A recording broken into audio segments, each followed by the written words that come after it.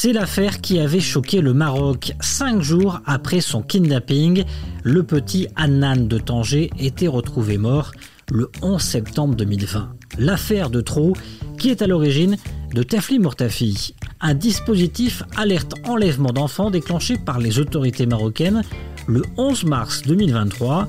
Alors à quoi ressemble ce dispositif ? Tafli Mortafi va-t-il permettre de sauver des vies d'enfants ? Passage au scan. Je suis Landry Benoît, vous écoutez le Scan, le podcast actu de Tel Quel. Et ce lundi 3 avril 2023, je vous propose de parler du dispositif Tafli Mortafi.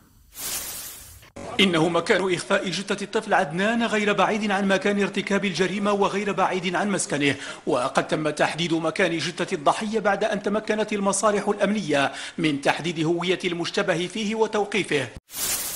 Rappelez-vous du choc et de l'émoi national en cette rentrée 2020, en plein Covid-19. Adnan, jeune Tanjaoui de 11 ans, était retrouvé mort le 11 septembre, enterré sous un arbre près de son domicile. Le condamné, un ouvrier de 24 ans, avait envoyé aux parents une demande de rançon pour faire croire à un enlèvement. Condamné à la peine capitale, l'homme avait emmené le garçon dans l'appartement qu'il louait, puis l'avait agressé sexuellement avant de l'asphyxier et de le tuer. Une affaire qui a poussé la police marocaine à lancer Tafli Mortafi. Mon enfant a disparu. Et pour en parler avec nous, ma consoeur Manal Zenabi est avec moi. Bonjour Manal. Bonjour Landry. Journaliste de la rédaction de Tel Quel et auteur de l'article Tafli Mortafi, tout ce qu'il faut savoir sur le nouveau dispositif d'alerte disparition. Manal, c'est quoi ce dispositif ? Comment ça fonctionne ? Tafli Mortafi, c'est un système d'alerte qui vise à informer le public sur la disparition d'un enfant le plus rapidement et le plus largement possible. Il faut savoir que c'est le premier système du genre au Maroc. C'est un dispositif qui a été mis en place grâce à la collaboration entre la Direction générale de la Sûreté nationale et le géant américain Meta. Donc le principe est très simple. Dès qu'une disparition d'un enfant est signalée, la société Meta est immédiatement notifiée par la DGSN et elle diffuse une alerte en temps réel sur Facebook et sur Instagram à destination des utilisateurs qui se trouvent dans un rayon de 160 km autour du lieu de disparition de l'enfant. Donc là, cette alerte, elle contient une photo de l'enfant, son nom, son prénom, une description de la tenue qu'il portait le jour de sa disparition, la date et l'heure de sa disparition. Alors, vous révélez plusieurs détails exclusifs de ce dispositif dans votre article. Comment est lancée une alerte Tafli Mortafi ? En fait, il y a des critères très stricts qui sont pris en compte pour lancer une alerte Tafli Mortafi. Le déclarant doit informer la police dans les minutes, voire les heures qui suivent la disparition de l'enfant. Il doit donner son consentement pour publier les images sur Facebook et Instagram, l'alerte et les informations sur l'enfant, et fournir suffisamment d'informations pour aider à identifier l'enfant disparu. Donc le nom, le prénom, la tenue qu'il portait, etc. Donc après, les citoyens peuvent appeler le 19 s'ils ont des informations, s'ils voient l'enfant disparu ou s'ils ont des informations pertinentes sur le ravisseur.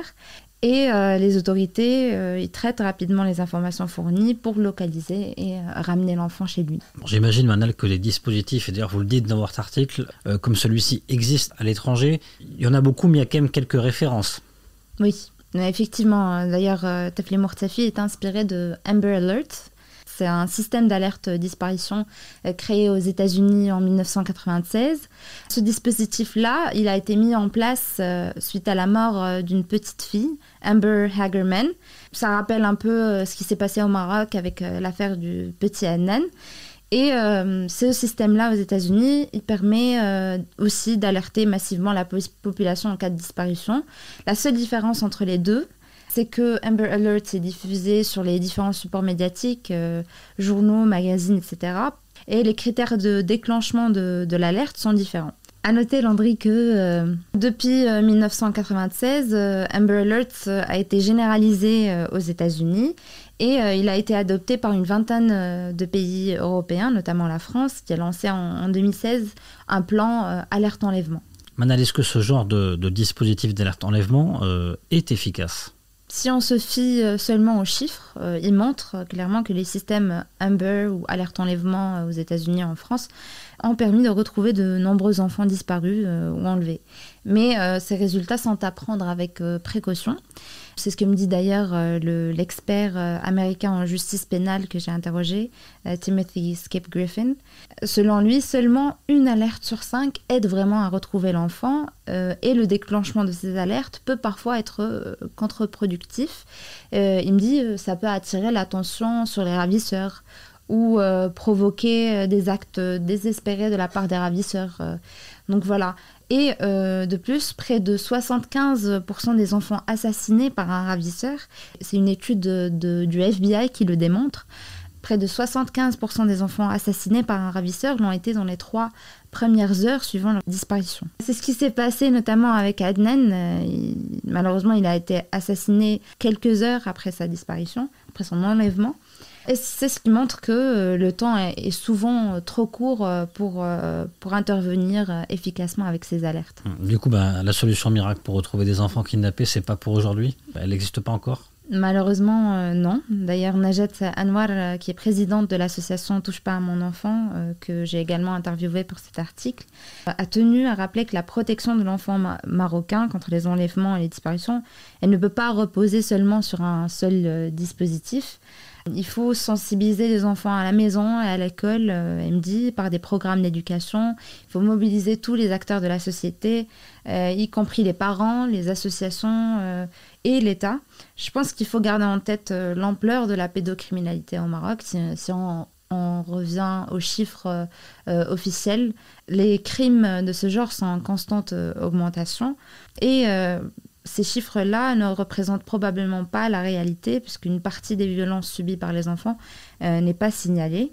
Il ne faut pas juste mettre en place un dispositif, mais des campagnes de sensibilisation pour contrer la hausse de ce fléau. Alors Manal, vous avez réussi à avoir plusieurs infos, plusieurs détails sur ce dispositif en exclusivité pour Tel Quel. Ce qui est assez frappant tout de même, c'est le nombre d'enfants kidnappés au Maroc.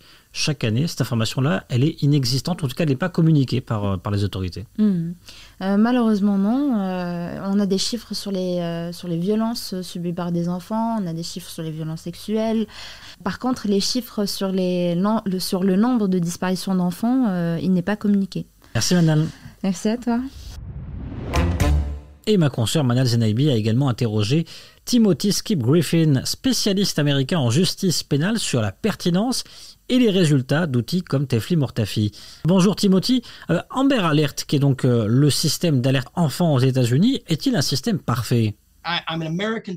Je suis un Américain jusqu'à la moelle, mais ce qu'on fait n'est pas toujours parfait. Et à mon avis, l'Amber Alert est un exemple. Son champ d'action est limité. Mon message est ce que beaucoup de gens ne veulent pas entendre, c'est que peut-être que vous êtes en train de copier quelque chose qu'en fait ne marche pas, quelque chose qui n'aide pas vraiment. Ce genre de système est-il parfait à vos yeux donc, ou comporte-t-il quand même des failles ?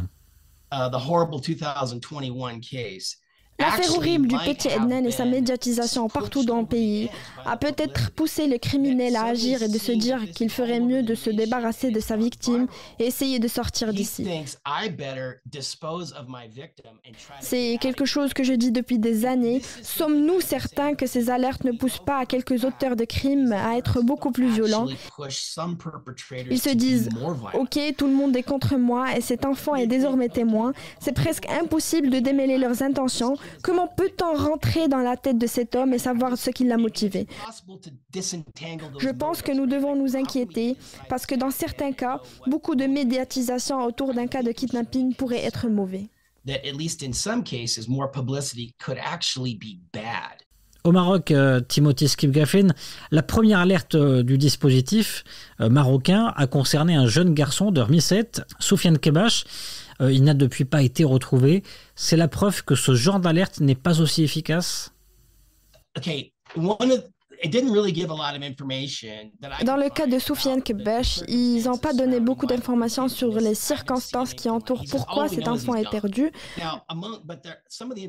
Tout ce qu'on sait, c'est qu'il est parti et quelques informations, notamment les vêtements qu'il portait. Arrêtez-vous une seconde et réfléchissez à ça. Si tu es kidnappeur et tu veux que cet enfant soit difficile à trouver, maintenant tu sais à quoi l'enfant ne devrait pas ressembler. Vous vous dites que ces alertes sont bien, mais sont utiles rarement.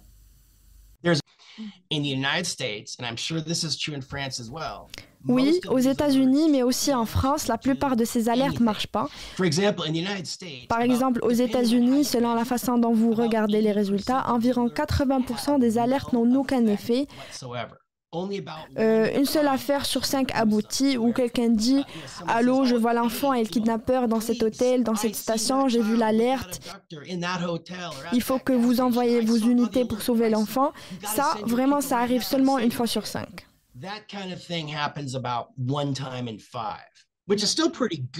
Du coup, quelle solution miracle selon vous ? Il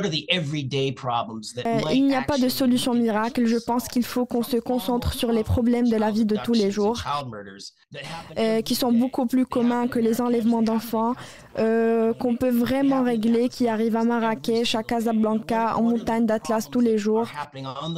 Ce sont des choses sur lesquelles je pense que nous devrions nous concentrer et peut-être ne pas chercher de solutions miracles à des catégories de crimes extrêmement rares. Et vous, que pensez-vous du dispositif Tefli Mortafi? Êtes-vous convaincu déjà? Faites-le nous savoir en partageant cet épisode du Scan sur vos réseaux sociaux avec le hashtag LeScan et le hashtag tel quel.